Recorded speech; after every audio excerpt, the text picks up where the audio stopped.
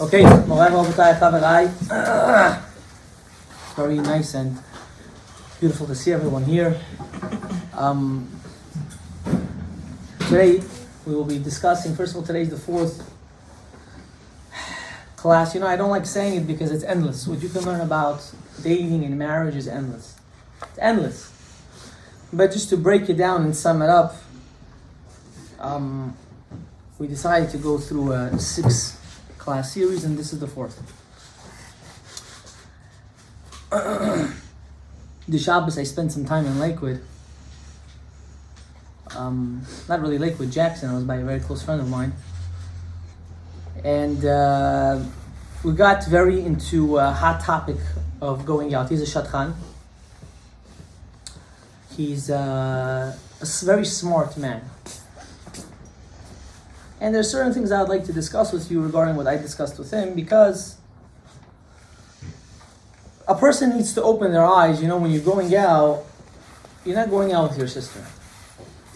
People have an assumption that the person that they're going out with is someone that they already know.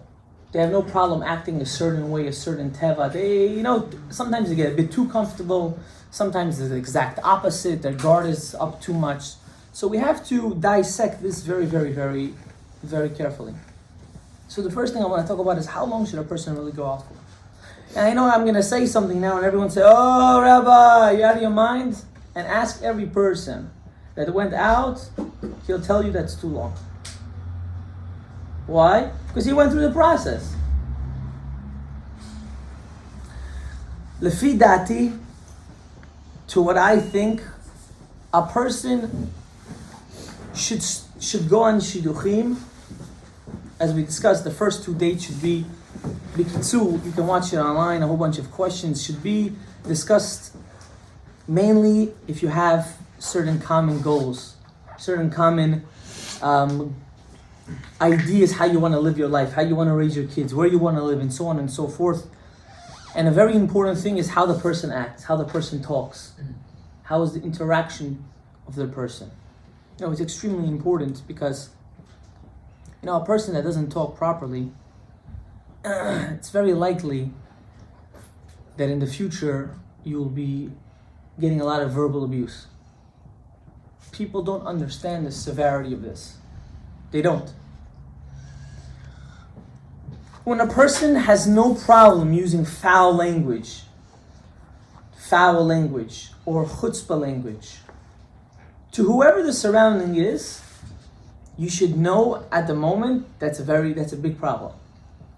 If that's something you can't fix, and everyone knows to his own tchunot, to his own level, you should know that's something you should have a concern about. Because I remember saying this to the public, and I told them you should focus how a person speaks, and everyone's like, this is the easiest thing. What's the problem with it? Yeah, it's not easy when she's going to verbally abuse you. It's not easy when he will verbally abuse you. It's not going to be easy then. When everything you do, you get put down for. For everything that you say, there's a whole Sipurat Mitzrayim over there. You can give your whole Megillah. I was talking to my wife, and I'm not an example, because I didn't say my whole life story. I'm not planning to, but whoever knows, I knew my wife for a very long time before I married her. And it's not something I suggest. I actually I'm opposed by it. I say this is not good. It's a very bad thing. But this is the derech what Hashem wanted for me, and that's the end of the story. But I remember one time we were going out. I wouldn't call it a date, but we were going out, and I'll tell you the actual story. We went to Carlos and Gabby's when it was still Rahmat Khaneh, when it was still alive in the big place. Right now it's not even in the small place. And I remember we were waiting online and we got our food. And I just started to complain. On the spot. Naturally. No filter. Why is this like this? Why is this like that? And she just, on the spot, not most people can do this because the relationship that you have when you go on a shidduch is much different. But on the spot, she told me, she's like, "Why are you so negative?" It hit me at that moment. I could have said, what do you know? Miad bichlal. You're just a woman. I could have said that, which is not true. It's not true. People have this thing that women are under them. It's not true. And I contemplated at that moment, and I told this to my wife. I think it was Motzei Shabbat or Sunday. It was Sunday actually. We went out for a walk, and I told her, I want to tell you something. I want to tell you how I started to change my negativity of speech. As because you pointed it out to me. And instead of me whining like a little baby and complaining about it, I started working on myself. People don't, this is really what I want to talk about second, but I'll talk about it now since it came up. People don't understand how important it is to work on oneself when he starts to go out. Even before you go out, but before you go out, you think you're everything. You think you're the man. You're nothing wrong with me. You go to the yeshiva, you say, Rebbe, why I have to lead Musar? I don't need Musar. Who's the Ramchal? Who's Rabbeinu Behaye? Who are these people? I don't need their Sfarim. Who's the Balatanya? Who's all the Sifrei Hasidut? Who's all the Sifrei Musar? I don't need this. I don't need this. Until you get to the point of your life that you do get married. And then you realize you're stuck. Not because the other person's bad, chas v'chalila, because you never actually worked on yourself. You never worked on your midot. A person has to understand, in order to get married, this is the foundation of foundations. You have to understand, you have to work on yourself. You must work on your midot. You must. The concept of getting divorced is not an option. It's not an option. You know to who it is an option? To people who don't work on themselves. When a person doesn't work on himself and has this ego that knows it's the shamayim and says, well, nothing wrong with me, I didn't do anything wrong in this marriage, I didn't do anything wrong in this relationship, nothing wrong, what did I do? I just expressed myself. What does that mean? You're not a dog. You're a human, you have to think. And both parties. It doesn't go only to the woman or only to the man. You shouldn't think that way. It goes to both parties. You have to think before you speak. You have to understand you might hurt the other person's feelings. And if this doesn't start with you before you get married, when you get married is extremely difficult. And that's when you need to go through counseling, Rahman al-Itzlan, and you need to go to therapists, Rahman al-Itzlan. You as is struggling to make a living, now you have to pay money to all these people that are sucking out your money. For what? Because you were too lazy to work on your midot? A person has to understand. Let me explain to you how Kadosh Baruch Hu created human beings. Baruch atah Adonai Eloheinu melech haolam she'akol nihiya bidvaro.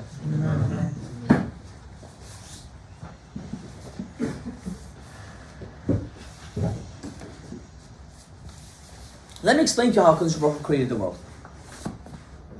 He created a man and a woman with different tchunot, with different characteristic traits. In our nature, we're built with different characteristic traits. And I explain to you what I mean. I'm not saying one is an anger and one is a stingy. That's not what I mean. Our needs are different. Our needs of what we want in a relationship are very different. Very. And HaKadosh Baruch Hu created like this for us by purpose, because without the other, we wouldn't be able to create a family.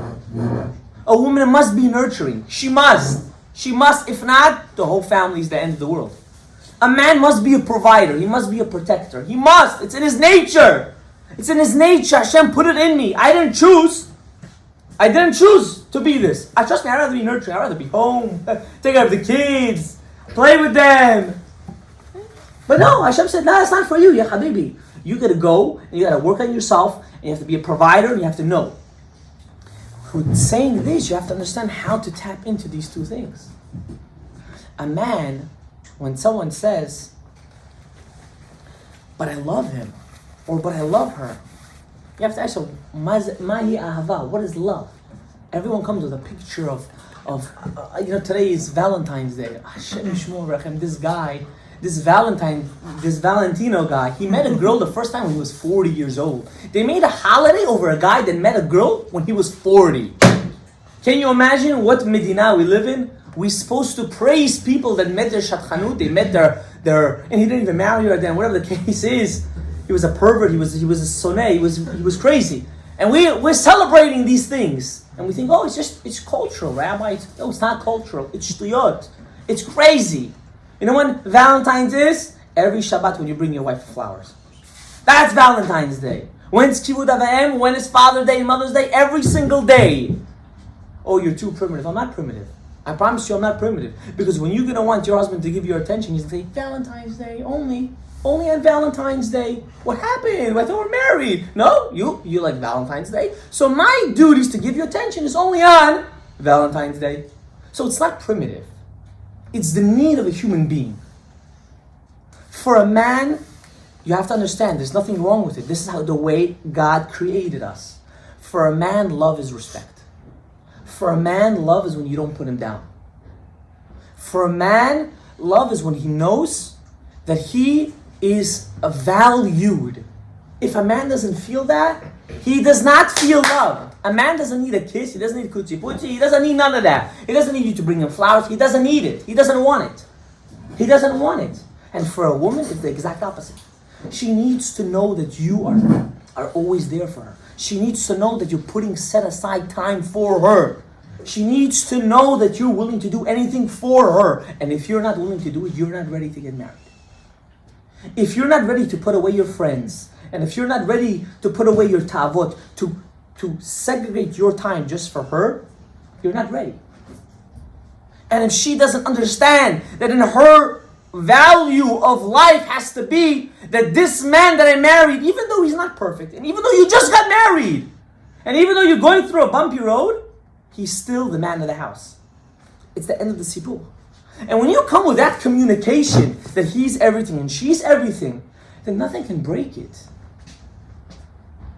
Nothing can break it. We live in a society that everyone has to know everyone's personal life. For what? Can I know why? Explain to me the logic.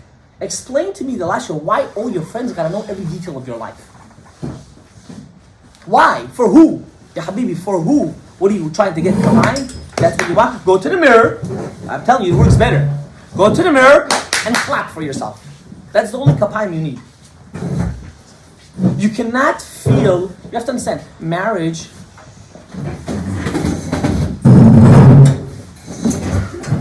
is not an emotional thing. It's not. It's pure based on intellect. The emotions have to build up slowly. If a guy goes and says, I want to marry her after the first date, that's a problem. Ya Habibi, it's a big problem, as is to any married man. It's a huge problem.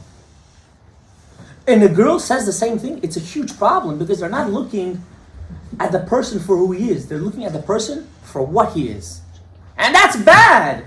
You cannot say, wow, look at her. Did you see her? Wow, that picture they gave me does not do her justice. She's beyond that picture. So then what are you looking for? You're looking for a supermodel? You're not ready to get married. That's not the purpose of marriage. It's not.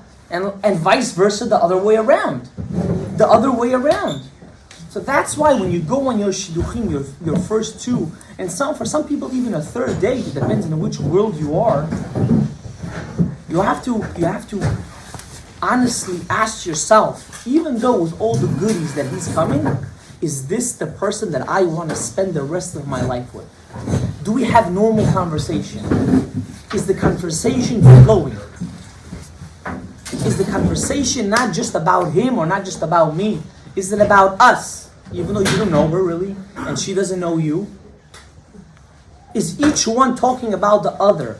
Is each one trying to get to know each other? Or we're going to just close our eyes and say, oh, I'm full of love, which you're not. You're full of lust.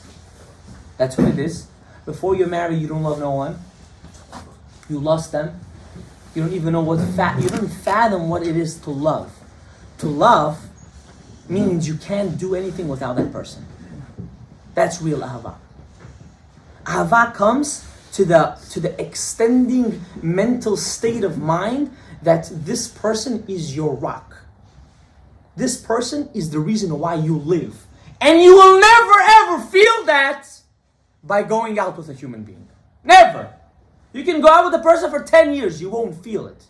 You'll feel lust, you'll feel tava.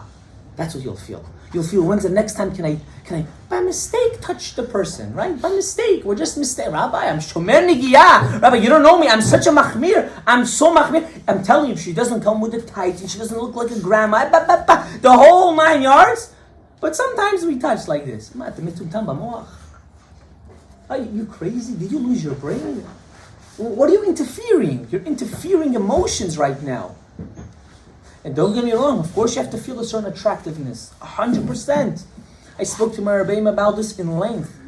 My Rebbe said if a man just gets married because he wants to be a tzaddik, you know those tzaddikim, I'm not looking at that, and he gets married, he has atkafat lev the first day. That's being an idiot, that's being stupid. You have to know you're coming home and you find a certain attractiveness to the person. But should that be the basis of why you're getting married? Absolutely not. So how long should this dating process go? How long?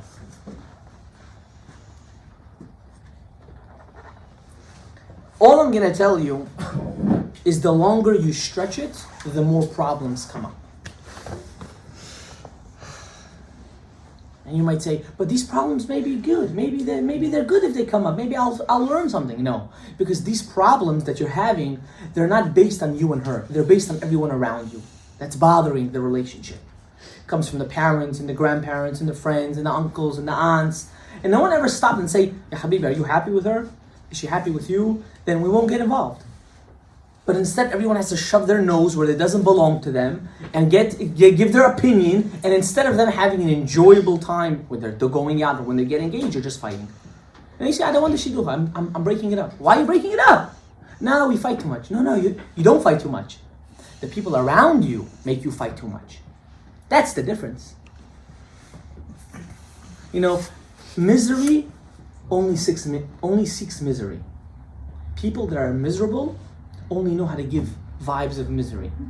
People that are happy and joyful only know how to give a vibe of happy and joyful. It's a fact. I've seen it with my eyes last week.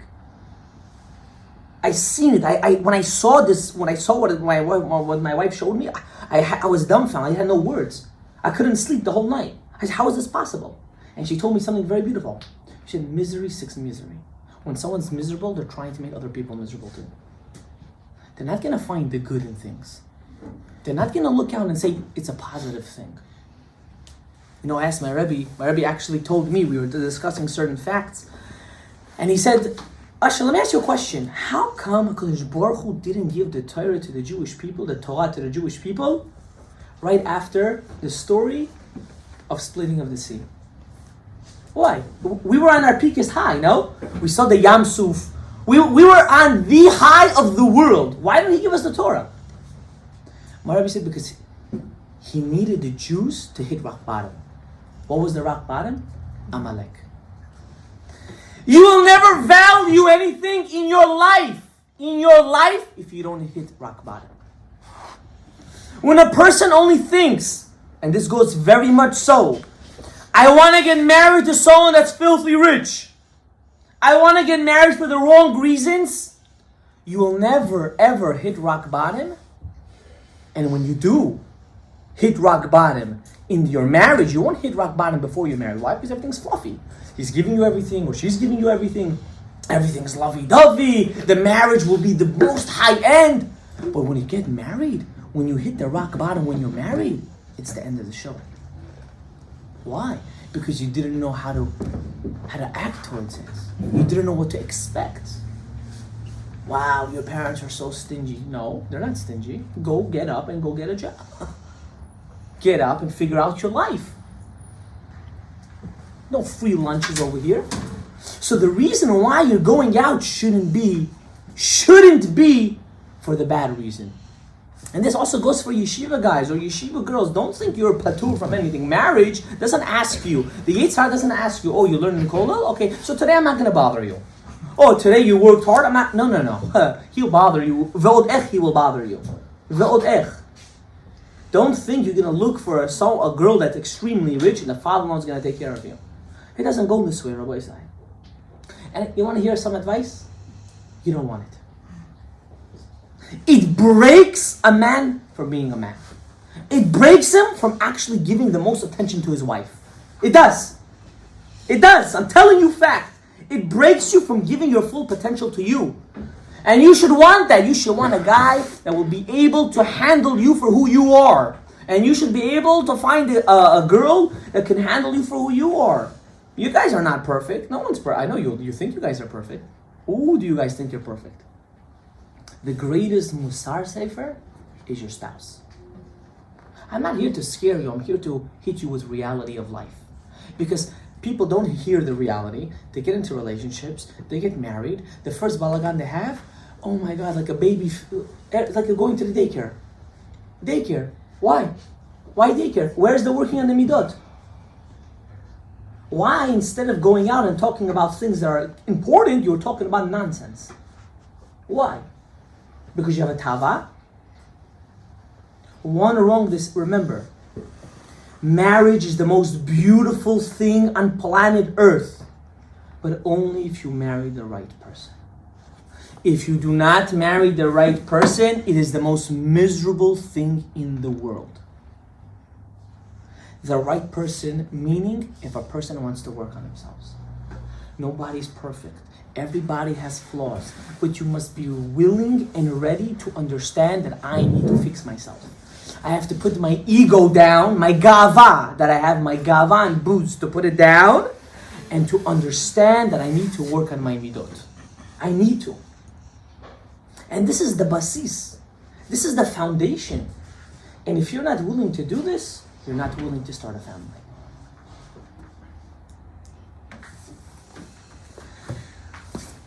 You know, David HaMelech writes, "Ka'ayel tarog alafi keimayim ken nafshi tzam le'elokim." The same way how a deer is seeking water to drink when it's thirsty, I am seeking you, Hashem, for your guidance. You know what we're talking about? The Ari says that David HaMelech finished his whole soul, his whole Naran Chai. Do you know what even that is? No other human being on planet Earth, even Mashiach, will not do such a thing. Such an accomplishment. David HaMelech's life was full of redifot. First from his father, and then his brothers, and then from his father-in-law, then from his wife, and then from his kids. Do you know what kind of miserable life that man lived? And every single step of the way, you know what he said? Thank you, HaKadosh Baruch Hu. Because I see the good in all the misery that people think I'm going through. The key in finding yourself is tefillah. You can go out with 1,000,000 girls, you can go out with 1,000,000,000 guys, but if you don't pray, if you don't ask for guidance from HaKadosh Baruch Hu, you're going to go in a circle forever. Forever. Yes, man, you gotta go to minyan in the morning. You have to stop being lazy and you have to daven. You have to go to shacharit, you have to go to mincha, and you have to go to arvit. Why? It teaches you responsibility. It teaches you structure. Rabbi, I'm not just pointing on you, I'm just speaking. I'm just saying, in fact, if you see a guy that doesn't keep Torah mitzvot, I'm not saying you should find a guy that keeps Torah mitzvot. If that's your prerogative, good for you. But why did HaKadosh Baruch Hu give us the Torah mitzvot? He gave us for one reason. So you should be able to structure your life properly. So you should be able to guide your husband the right way. You're not getting married to be a kiruv case. She's not your case. She's not one of your numbers that you have to just check. Yes, I made her today daven. I made her cover her hair. I made her wash the greens. No. It's not a kiruv case for you. You're not here. We're not doing Baal Tshuvas at home. We're not doing it. You don't need to do it. If you do your research properly, you don't need to do it. So a person should understand that the dating process shouldn't take more. Gag, 3 months. Gag means the roof. This is even. I'm even stretching it. If you don't have a decision by 3 months, it's a big issue. It's a huge issue. That means someone's taking someone on a joyride and they don't even know it. If you can't come down and speak to them after such a long time going out, what's the maskana? Because whatever you found out a month, it's not going to change in 3 months. It's not. It just won't. It's an illusion that Hollywood puts in your brain. Can I ask you a question? Sure. You said that they're about change. Like, they should be willing to work on their change. If a person's going out with someone who is, whose problem is a non-negotiable, you still work on the change? You need to give me an example. Non-negotiable. I'll give you let me understand something. If a person is a kasan, he has anger management. Now I know a lot of people are going to say you never married in anger management. Let's say you did. Well, you did. You didn't know. You didn't realize, or you did. You thought you were going to work on it. And the guy in the relationship, you're already married, Munay. I know you're talking about before you're married. If you see that he's not working on himself, you should seek guidance how to make it that he should work on himself. Let me explain something about men. Men that feel valued are willing to die for you. I want you to understand this fact. This is not an Instagram meme. This is a fact of life. Fact of life. When a man feels valued and respected, not because he's the king and you're some slave. That's not what I said. I didn't say that. Get that out of your head. Get that out of your head. I never said that. I respect my wife like she's the queen. You want to know why? Because I know at home I'm the king.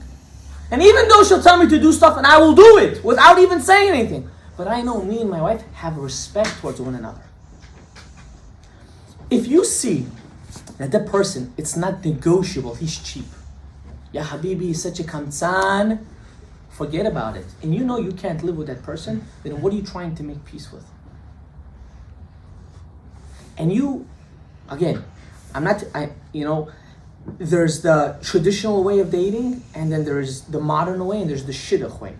In the shidduch world, a girl will never in her life tell the guy, listen, you're too cheap, I can't live with you. You know what she's going to do? She's going to send a shadchan or someone that sends her up and said, it's not working out for me. And call it a day. End of story. But unfortunately, I called it a fortune, not an unfortunate. We live in this community, we have a mixed crowd. But Nagid, you know the guy. You're going out. You're open with him. He's open with you, whatever that means. If that's good or bad, I'm not talking about. But you are. And you confront him and you say, Ya Habibi, I can't live like this.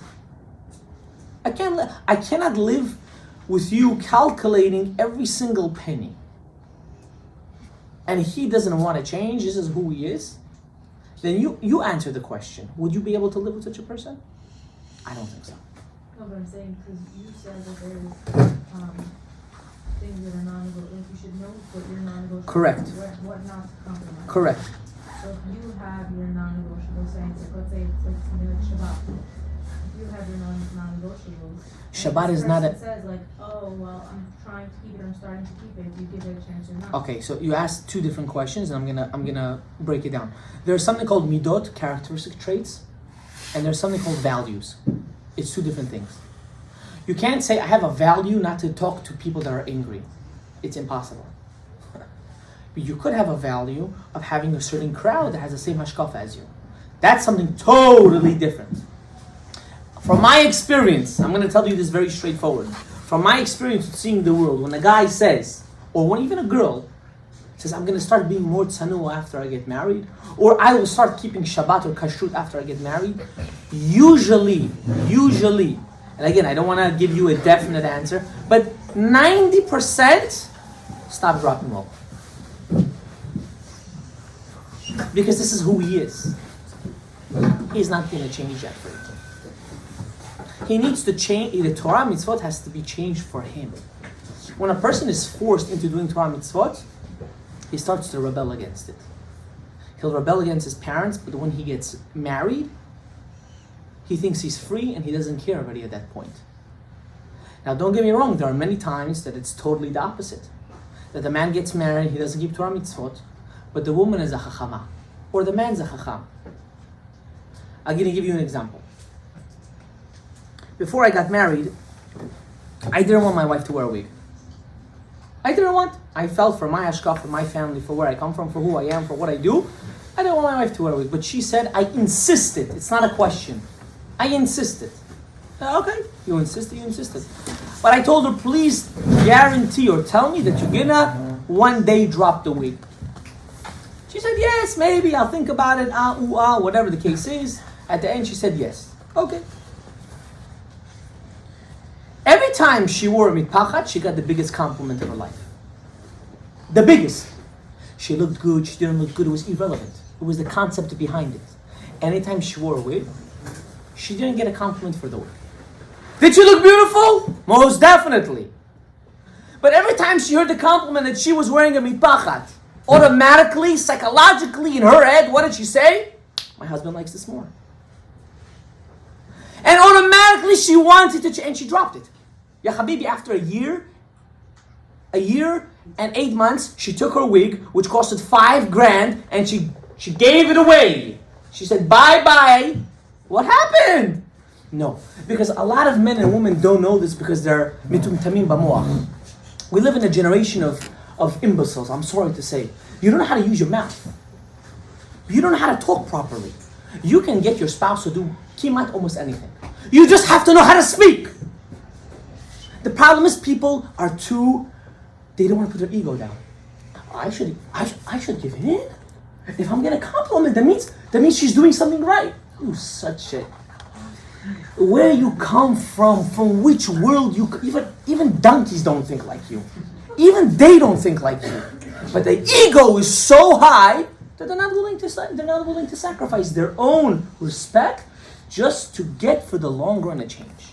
Now, if someone's already married and they're living a miserable life and so on and so forth, I will tell you, if they would put their ego down, the spouse, majority of the time, and the spouse knows how to speak properly, you can convince the person.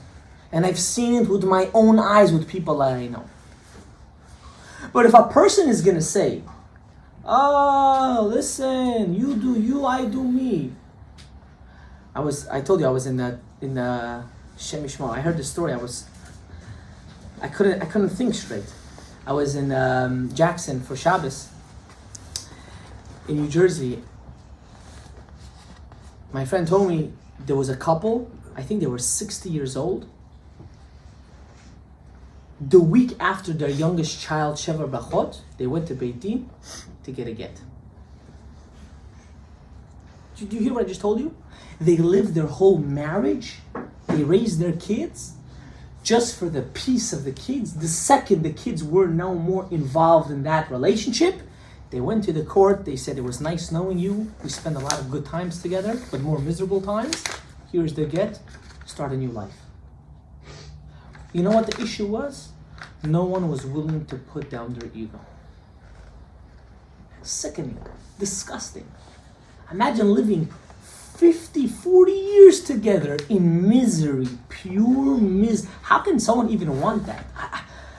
I couldn't speak. I told my friend, Naliva, I cannot. I need to drink. I can't. How you tell me such a story? He said, imagine what kind of sick people there are out there. Why? Because no one's willing to work on themselves. Now again, this is already when you get married. But before you're married, if you see the person, how do most people, that eventually they will change their midot? Is if they have hadracha, if they have a rabbi. If they have someone that they speak to. If they have someone that you can speak to on their behalf. When you have that, you should understand something. When you have hadracha, automatically you feel in a way. That's why it's very important to know who your Rebbe is. Very important. Why? Because a Rebbe has to know how to pinpoint his Talmud in a way without hurting him, but in the same time making him understand that he's wrong. When a Talmud can do that, when a Rebbe can do that, anyone can change.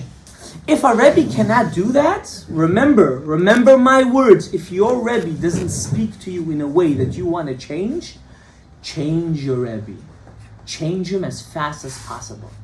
The Ari says in Shar Gilgulim, Hagdama Yud and Hagdama Yud Aleph, a connection between a student and a rabbi is such a spiritual, it's not a physical thing. You don't know why, you just click to this guy. Or you click to this mother, you just don't know why. You just click. You just, that click, I always hate using the word click, but I have to use it in this case. Because when you meet a rabbi for the first time and you feel connected, it's a zivug, he's like your father. He has your neshama from Sheshet Yemei Bereshit. These are the words of the Ari. These are not my words. You can look it up. Shar Gilgulim, Hagdama Yud Aleph. You have to understand, when you have a madrich, the only thing that will ever save any relationship for you personally is when you have someone that you can speak to and guide you properly. I hope I answered your question. If I didn't answer it, ask it again.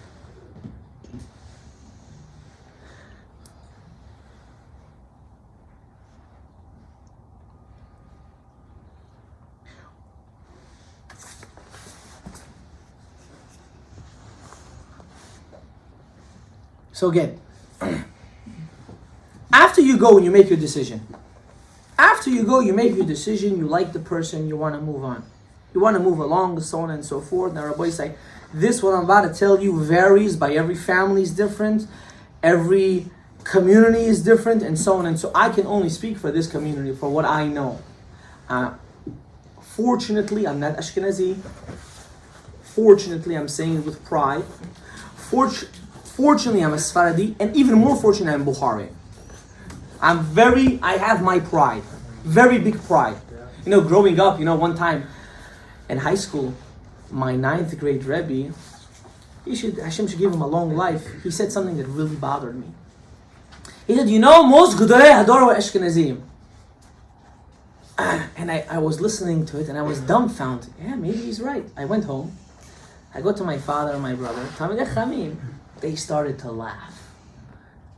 They laughed. They're like, bring me your notebook, pen and notebook. Come. And they start writing from the beginning of creation until nowadays, all the tzaddikim were the Sfaradim. He said, what's the difference?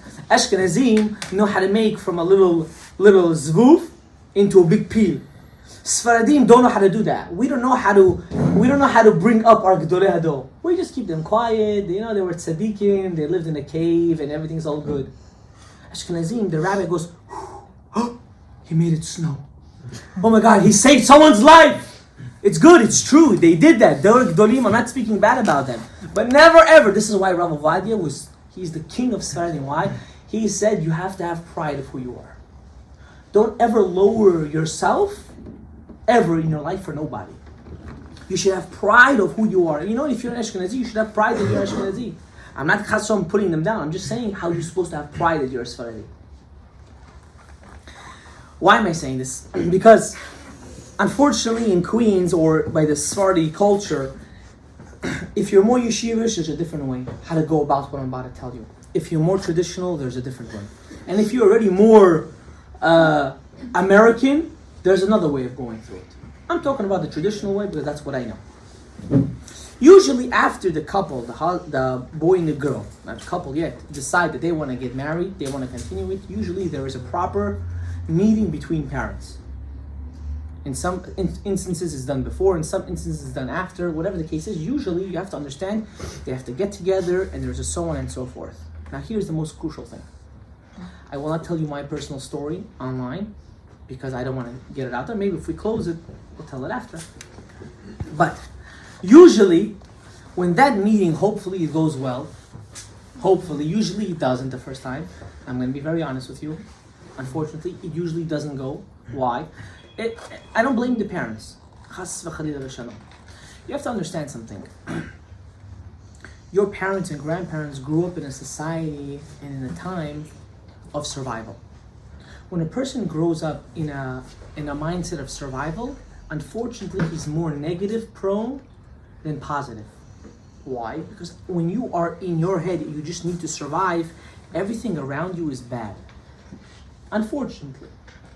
So of course, the first meeting goes through, hopefully it goes well, and if it doesn't, you do it again until you knock some sense into the parents that they should meet, and they should put their own gaiva down and look what's good for the kids. Good for the kids. Again, you have to, when you marry off your children, you have to do what's good for the children, not what's good for everybody else around you, even though it does play effect who you marry and so on and so forth. But note, if the kids made up their decision on this fact because they're getting married, by divorce it's the exact opposite. We won't talk about that because hopefully that doesn't come to anyone's situation or circumstances. You have to understand, with derech eretz, you make the meeting, you do the engagement as soon as possible. The halakha says you can even get engaged on Shabbat. You can even get engaged in the 9 days. You can get engaged anytime. Why? Just to seal the deal. Just to seal the deal. I think even on Tisha B'Av you can do an engagement. You can, just to seal it. Close the deal. They're getting married. You have to get married. You're getting married. Done. It's done. Now, this is the most crucial part. Remember this, because you will understand when you get to this point. The engagement, from when you eat the sugar or whatever the community's minhag is, right? Either in private or public, it's irrelevant, right? When you eat the sugar, most people won't know, but I'll tell you, by our culture, we give sugar out when we make a l'chaim, as we say by the Ashkenazim. We give out sugar to the couple. Why? To show that their future should be sweet and continuous, only bring good fruits out of them. When you eat that sugar until you get married, remember the Ben Ish Chai writes black and white. That is the most hot, the most Yetzer Hara plays with relationships the most. The most when they get engaged. Why? Everything becomes an issue. Everything you can imagine is an issue. How come she looked at me like this? How come the fruit was like this? How come he didn't take a haircut? What is it to you? Why? Why bring machloket? Do you enjoy doing junk? Do you get a satisfaction? 1 second, I'm in a roll. Don't buzz. Don't kill me. Why do you enjoy it? Why do you enjoy putting your kids through misery? Explain to me which enjoyment. I don't know what kind of enjoyment do you have to even cause yourself misery? For what? For what are you putting yourself through misery? That's it. When you're engaged, it should be as fast as possible. Because you already made your decision that you're married. It should be enough time for you to find a place. We're not going to talk about that right now because we're going to get into a very controversial topic. To find a place, get ready for the wedding, make sure all the guests can come wherever they want. You see, when they make the wedding, they're planning how the aunt, not just one aunt, the great aunt's aunt, how will she make it from the other side of the world to come to your wedding? Which I don't even know why is that shaykh. That has nothing to do with the couple. That has to do with the great aunt and her great aunt. That has nothing to do with you. As soon as possible, the engagement shouldn't take more than 3 months. It shouldn't. And you will see, if you track people that you know, when the engagement took long, it just was full of misery. And when they got married, that misery poured into their marriage. And instead of having a happy life in the beginning of their marriage, it was all balagan. Based on what? Shtuyot mitzklaniot. Pure nonsense. Pure nonsense. Pure. You look back at it when you're going to be married for 10, 15, 20 years, you'll say, wow, we were such idiots. We fought over such stupidity. That's when a person makes a decision, that's it. That's it. It's done. It's a done deal. I have an answer to your question actually that you asked me. We'll talk about it after. No. Go. Say a person is in yeshiva learning whatever it is while he's in shidduch. Is it recommended to push off the engagement or marriage until then his monarch if he knows it's going to distract him from his learning? Say it's in the middle of the table. You want to know what I'm going to answer to that? Yeah. The second you get engaged, you're already distracted. So should he push it off? No, he shouldn't push it off. Don't be a tzaddik on the cheshbon of everybody, especially on her cheshbon. Don't be a tzaddik right now. I want to learn Bad Mada. I know. Really, when you're engaged, you really want to learn Bad Mada. Why? Because you don't have to worry anymore about finding a shidduch. But at the same time, you don't have to worry about paying your rent. Why? Because you're learning Torah right now. I'm done. I'm set, right? Really, in the Olam HaYeshiva engagement time, there are Hasidim that get engaged for 8 months. They're engaged. And you know how many times they talk to their one that's engaged, who they're engaged to? Twice. In 8 months, talking to him or her twice. For what? For an hour conversation. And they call that, wow, right? You're not going to... Be honest to yourself. I'm not here to put them down. This is their mahala. This is the way they live. That's good for them. I'm not putting them down at all. Good for them. Kol hakavod lahem. But don't think overnight you're going to change who you are. Because you won't. You will not. As soon as you get engaged, you count 3 months and you get married. End of story. Don't make cheshbonot, shamayim, va'aretz, gedol ador, this one's coming, that one's... No one's coming. You're getting married. That's it. You have to know you have to get married. And then you can have Ben Zmanim with her together. That's what you can do. But don't now make the whole cheshbon. I know people do this cheshbon, especially if they're in college, whenever they have the semester off, whenever they can this, and they have winter break, summer break, this break, that break. Okay, maybe in certain circumstances, maybe, but try not to. Because anyone that's married will tell you, especially in the modern world now that we live in, when it's the engagement, it's the most tough time. And Rabbi say, men, let's be honest. I know a couple that broke the shidduch over a set of plates that they wanted to buy from Bed Bath & Beyond. Oh my God, when I heard this story, I was like, they're crazy. They don't even know what marriage is. They fight over a set of plates, what to put on the register, on their I buckled out. I said, this is crazy, no? This is crazy. You go. Yeah, it's mitumtam. But Rabbi said, listen to me. When you reach that point of engagement, besides where you're supposed to live or where you want to live, that's discussed between both of you, men, focus carefully.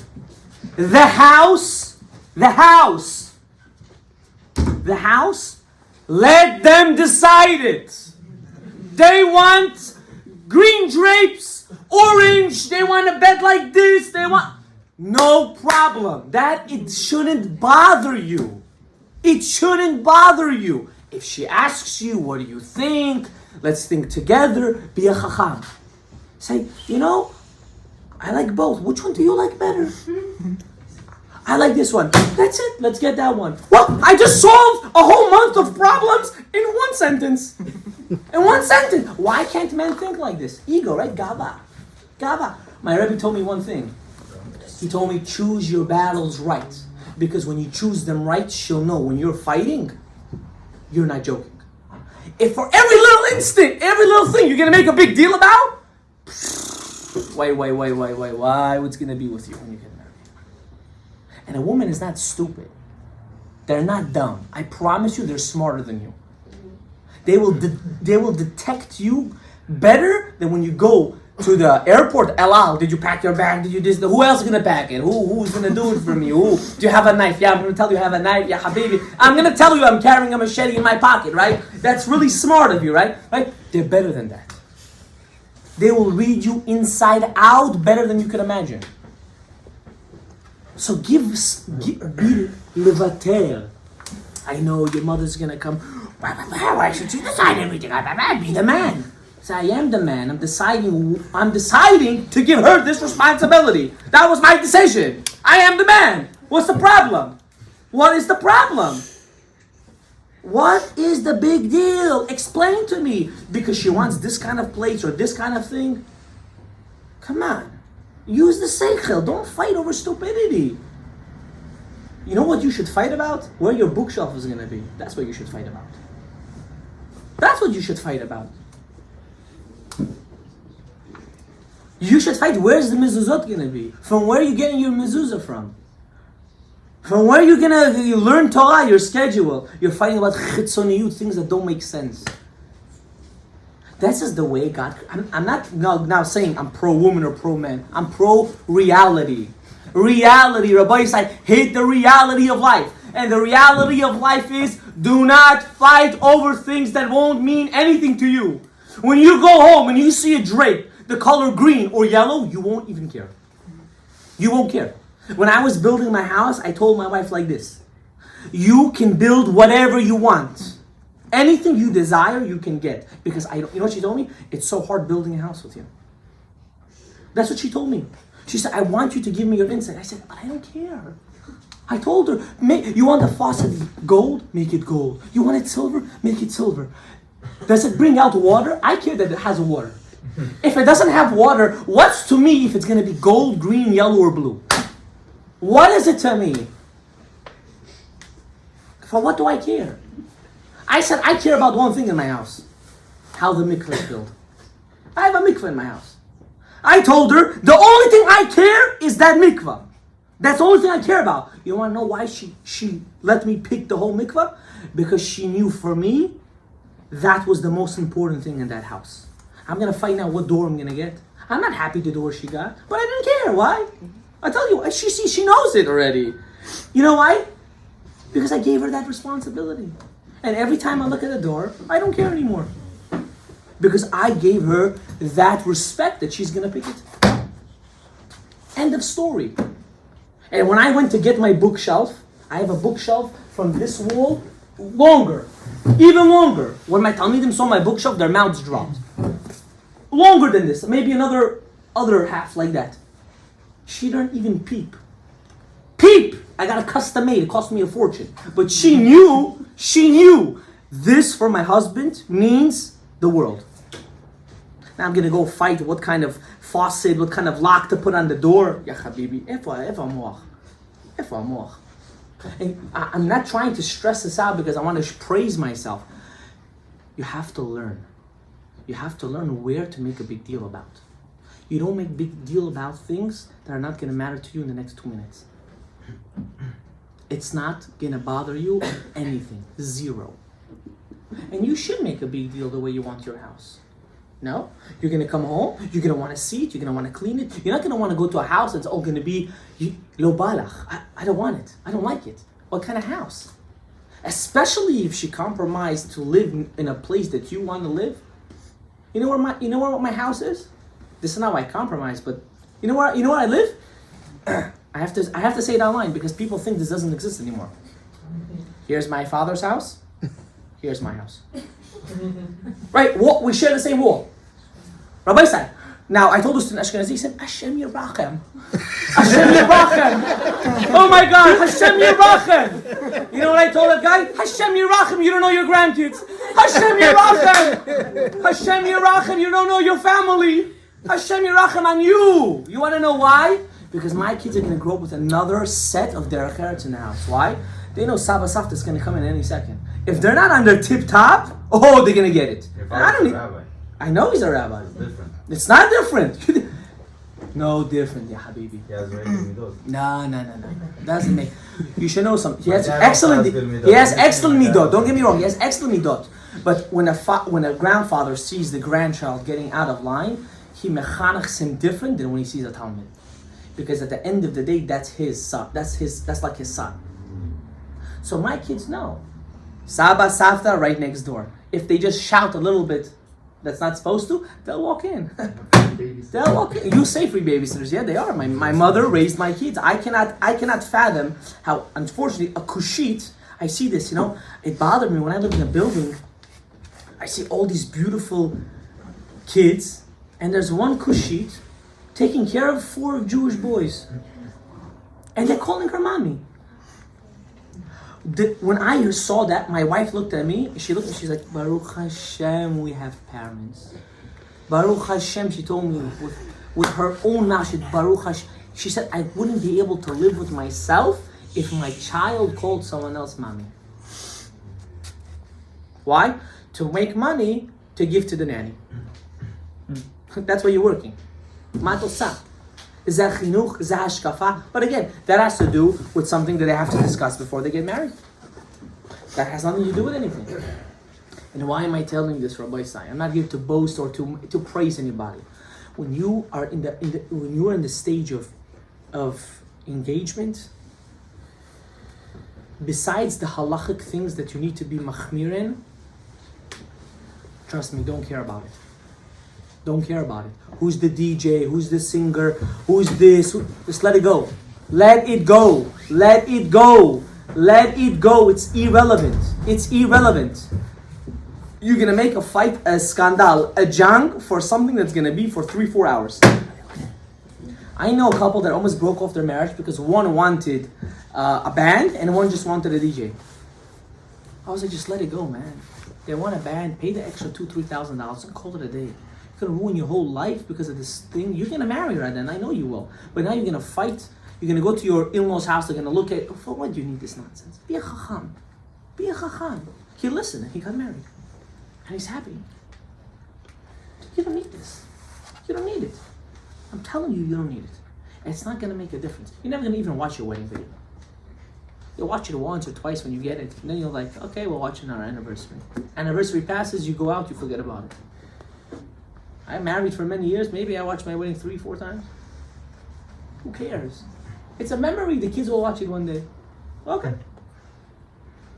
For what? Isn't it important to notice that, like how the other person is like reacting to these issues? 100%. 100%. That's why I'm telling these guys, don't overreact. That's exactly why I'm saying it. Because I'm telling you, this is why a lot of people break their shidduchim. Because they see a guy going crazy over things that are, it's not even his, it's really not your department. I'm sorry to tell you that. Oh, you're segregating men and women. Yeah, I am. This is a fact of life. It's a fact of life. I'm sorry to tell you this. It's a fact of life. What are you doing in that? What are you doing? Who cares? Yes, you'll cook. Yes, you'll clean. You help your wife. You will. It's a fact. It's a given. You'll cook the Shabbat food. You'll do everything. And don't tell me men don't do it. When I went to Eretz Yisrael, I went to Rav Mutzafi's house. Gadol Ador nowadays. I didn't end up eating in his house. I ate in his son's house. I think his name is Yecheskel. I was in his house for Shabbat with two of my friends. We're called the Three Musketeers, us three, but okay. And Rabbi, okay, yeah, those three, we're called the Three Musketeers. Everyone knows we're always looking for something to do, right? The guy comes, he said, how's the fish? I said, good. You know what he said? I cooked it. Goes, next meal, he brings out a big lamb foot. Puts on the table, how's the meat? I said, delicious. I cooked it. He didn't say it because, oh, my wife doesn't do anything. Chas v'chalila. He said, tzaddikim used to be preparing the food for Shabbat. They used to be preparing the food on Shabbat. There's nothing wrong with getting your hands dirty. Absolutely not. I'm for helping. You don't believe me? Pick up the phone, call my wife. I don't want to swear. Call my wife. She'll tell you exactly. I cook the baksh if I need to cook the baksh. I roll up the toki if I need to do it. I do everything you can imagine. Not because she can't, because it's my job to help. It's my responsibility. Nothing wrong with it. Nothing wrong with getting your hands dirty. Lahefech. A man. You want to show that you're a man? Get your hands dirty. That's called being a man. Oh, my parents, if they would see me do this, you know what they would do to you? They would break your hands and feet. Okay, I'm not married to your parents. Oh, Hashem. Oh, Hashem. That's it. End of story. Conversation done. Bye-bye. Put the ego down. Break the gava. Break it. Break the gava. I promise you'll be so happy once you break your gava. I don't usually tell people to watch certain things. The Meaningful Minute came out with a podcast that I said I need to hear.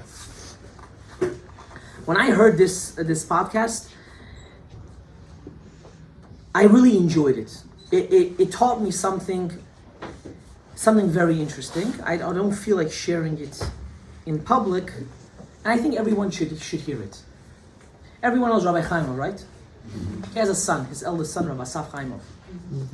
He was on the Meaningful Minute. It's like an hour and 21 minutes. I want you guys to listen to it. Do your due diligence and just listen to the whole thing straight. No interruptions, not with friends, by yourself. And if that doesn't change the way you think about certain things, then we need to have a deeper conversation. I'm not going to spoil it for you. Listen to it. Side point. After you've done that and you're getting engaged and everything's fine and you're planning your wedding, talk as minimum as possible. Doesn't mean now that you're engaged you have to start acting like you're married. Do not do that mistake. I'm telling you, even though it sounds very pathetic what I'm telling you now, the less you speak to the person, the healthier it is. The healthier it is. You're not here, Rabbi Isai, you're not here to be the 10-10 wins. You know what my mother said about you? You know what my father said? Keep all your comments of what happens in your house to yourself. It's none of anyone's business. It just brings bigger issues. Bigger issues. Yes? But in this quick time that you're doing this, don't you have to get to know the person? So if you have minimal effort, how do you know if like when you get married you guys will did maximum efforts. Yeah, I want you to understand something. I know where you're coming from. You're coming from a very secular world. And in this secular world, it teaches you that you should go out for 10 years, live with the person. Nothing against you, absolutely nothing. I understand where you're coming from. I'm not a caveman. Actually, we both look like cavemen. It's the wrong way. And you know what my proof is? Simple proof, statistics. Look at their divorce rate and look at our divorce rate. Not only don't they have a happily ever after living 10 years together, they get divorced after half a year. Where's the chokhmah? You want to know why? Because no matter what you're going to do before you're married, you're not going to give your 100% to the person. It's only when you get married and you know till death do us part, even though it's a goyish saying, but it's I think one of the only normal sayings that they have, till death do us part. You know, it's not even, because after death you're still together. You will realize how much you really need to work on yourself. And you will also realize how much you need to work on yourself. It's a fact of life. No one is perfect. If you would be perfect, you wouldn't be put down on this earth. The fact that you're not perfect means that you could be perfect. And that's why God paired you up with her. Because she's the only one that can take out that goodness from you. But how? She's giving me so much hell. Or but how? He's giving me so much hell. Yeah, by you working on that. When you work on that, you become a perfect person. But how? Because if that's the problem, then that's the only thing that you need to work on. And if it wouldn't be a problem, you wouldn't need to work on it. It's very simple. How come people don't get it? Because they have ego. No one's willing to put the first step and put their head down. So be the better man or be the better woman, whatever the case of the relationship is, it's irrelevant. It's irrelevant. And go face it. Understand that you have to sometimes you have to put yourself down in order to go higher up. I think that should cover most of the things. Rabbi say next class is the 5th class. I'm going to be very honest with you. At this point, and the 5th class, I want you guys, whoever knows my number, whoever doesn't know my number, get it from someone that has it. I want you to text me your questions. I want it to be done at least before Thursday, so I can sit down and discuss. You know, every time I give a class, I run it through a couple people.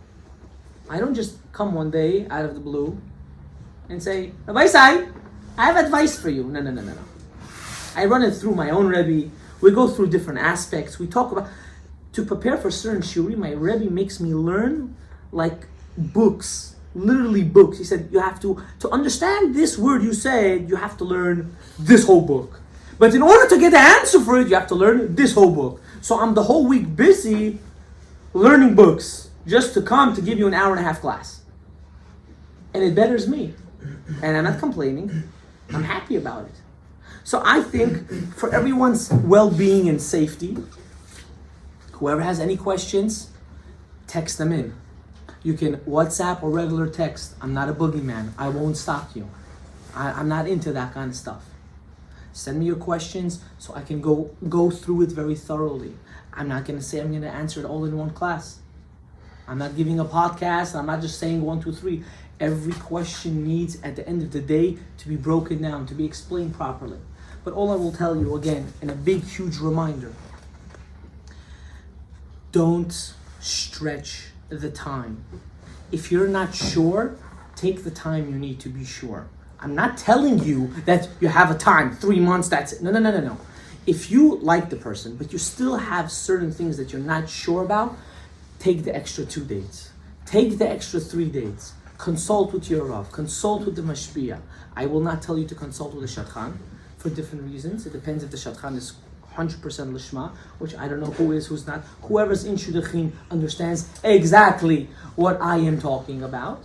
Consult with your Rav. Consult with your Mashpia. Consult with someone that you would feel close to, Madricha, and so on and so forth. Take your time. But that doesn't mean now, once you made up your mind, you have to stretch it like you're going archery right now. That's not what I said. Take your time until you made your decision. Should a man go out with more than two girls at the same time? Absolutely not. Should a girl do it? It's not so far-fetched. I've heard about it.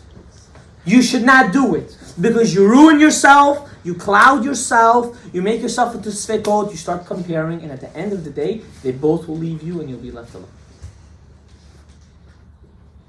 You asked me a question, I'm going to confront it. Should a person, if he sees a girl in the street, should he confront her? After a lot of thinking about it, I don't think it's the right thing to do, and I'll tell you why.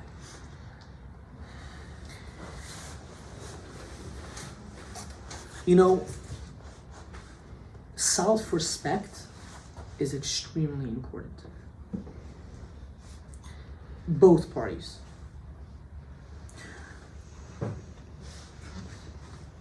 If you see someone that you like, I'm not telling you not to take your phone and take pictures of her. I never said that. Someone told me when I was in the Shabbat, and a guest came and he said, "Yeah, just take a picture." And I was like, "What are you, a stalker? It's retarded for you? You're gonna go take pictures of girls right now? Say I want to go out with her?" I know back in the day they thought that was cute. You know, you're fighting for me. No, we don't live that way anymore. You're not fighting for anyone. You're not. I would personally suggest you to try to find out who she is, if it's possible.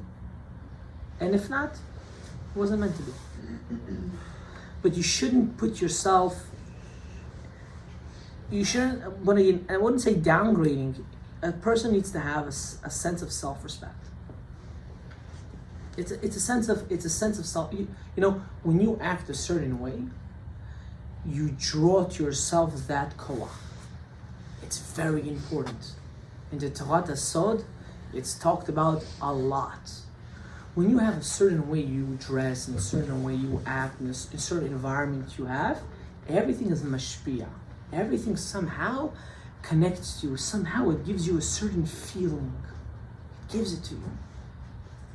Do your due diligence to find out who it is. Because if that's what you really want, that's what you should strive to get. But do it properly. Do it properly. It's not a bad question. Doesn't mean now that you're crazy. You're not crazy. You had a question, you asked it, and you understood why I feel that it's wrong. If you go to someone else, he might tell you it's right. I spoke to my Rebbeim about it, and they said it's not a proper thing to do. It's not a tsanua thing, what I did. It's not a modest thing. I know we live in a society. I don't need to explain to you. I'm sorry, I don't need to explain to you. At the end of the day, you want a guy that's a ben adam, it's a odam, and you want a girl that is, it's a malka. A malka has a certain way she acts, has a certain way she dresses, has a certain way she represents herself. To each one to their own derech. Okay? So please, whoever has any questions, send it over. We're going to finish this class with this, and I have something to say after. Thank you.